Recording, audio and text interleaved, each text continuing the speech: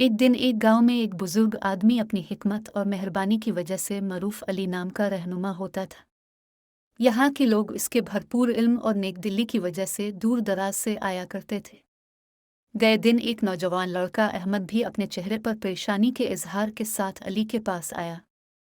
अहमद एक गरीब किसान का बेटा था और उसके खानदान को माली मुश्किलात का सामना था। इसने अली को अपने मसाइल बयान किए और अपने ख़ानदान की माली मुश्किलात का हल तलब किया। अली ने अहमद की बातों को ध्यान से सुना और फिर मोहब्बत भरे अंदाज में मुस्कुराहट से इसे लेकर करीबी बाग में गया। जब वो फलों के साथ चलते थे तो अली ने एक कहानी सुनाने का आगाज़ किया। एक दफ़ा का ज़माना है, एक अमीर ताजिर एक बड़े बाग का मालिक था।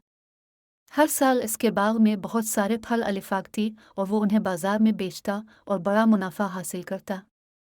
मगर इस अमीर ताजिर को अपनी बदमाशी की वजह से मरूफी हासिल नहीं थी। वो अपनी दौलत को जमा करता रहता और गरीबों की मदद करने से इनकार करता। अहमद ध्यान से सुनता रहा जब तक कि अली कहानी ख़त्म न करते। एक दिन एक गरीब मुसाफिर गांव से गुजरता हुआ बाग में आया। उसने ताजिर से चंद फल मांगे ताकि अपनी भूख मिटा सके, मगर ताजिर ने इसे रद्द कर दिया, एक भी फल देने का इरादा नहीं किया। पर मुसाफिर ने हिम्मत नहीं हारी। उसने रात की गहराई में बाग में दाखिल होकर चंद फल तोड़ लिए ताकि अपनी भूख को मिटा सके। मगर जब वो जाने को था तो एक दरख्त ने इसकी नज़र कशिश में ले लिया, जिस पर सबसे ज्यादा खुशबुएं थीं। उसने दरख्त की तरफ दौड़ कर देखा और उसकी बनावट पर एक छोटी सी तख्ती लगी हुई देखी, जिस पर लिखा था, यह दरख्त सबका है और उसके फल गरीबों के साथ बांटने के लिए हैं। अहमद की आंखों में वाजीद की रोशनी चमक गई जब वो कहानी का मवाजना समझा। अली ने इससे मोहब्बत भरे अंदाज में मुस्कुराते हुए कहा, मेरे अजीज अहमद, बाग के फलों की तरह दौलत और खुशियां गरीबों के साथ बांटने के लिए हैं।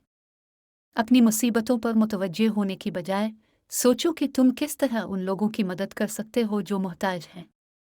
असल खुशी देने में है, जमा करने में नहीं। अली की बातों से मुतासिर है अहमद नए मकसद के साथ अपने गांव वापस आया।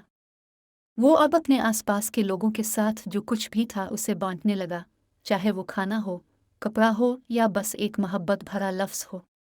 धीरे धीरे अहमद की नेकी के अमाल दूसरों की जिंदगियों में फ़र्क डालने लगे। गांव में खुशी और अच्छाई का पैगाम फैलने लगा। और उसी तरह बुजुर्ग की एक अहम कहानी ने अहमद को और उन सब को जिस किसी ने भी इसे सुना, फहम करने और अमल में लाने वालों को नेकी, शफ़क़त और बेग़र्ज़ी की अहमियत सिखाई।